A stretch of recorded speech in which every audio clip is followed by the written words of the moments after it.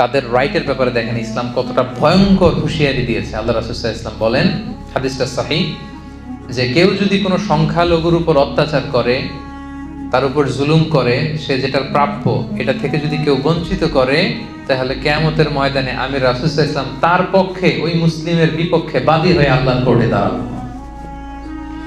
সুবহানাল্লাহ পড়তে বললেন না?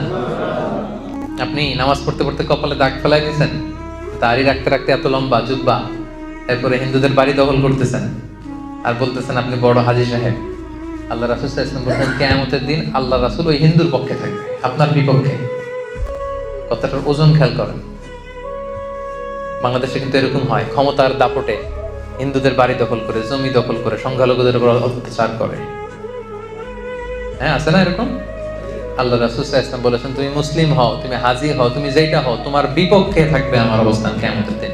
আচ্ছা, সোজা সাপটা একটা আনসার দেন। রাসূল সাল্লাল্লাহু আলাইহি ওয়াসাল্লাম যদি কারো বিপক্ষে বাদী হয়ে দাঁড়ায়, উপায় নেই। যার শাফাআত ছাড়া আমরা জান্নাতে ঢুকে কল্পনাই করতে পারি না, তিনি আমার বিপক্ষে, আল্লাহর সুপ্রিম কোর্টের ট্রাইব্যুনালে আমার বিপক্ষে, জান্নাতে যাওয়ার কোনো সুযোগ কি আমার সেদিন থাকবে? জন্য খবরদার। সংখ্যালঘুদের ব্যাপার দেখেন ইসলাম কত কঠিন হুঁশিয়ারি দিয়েছে।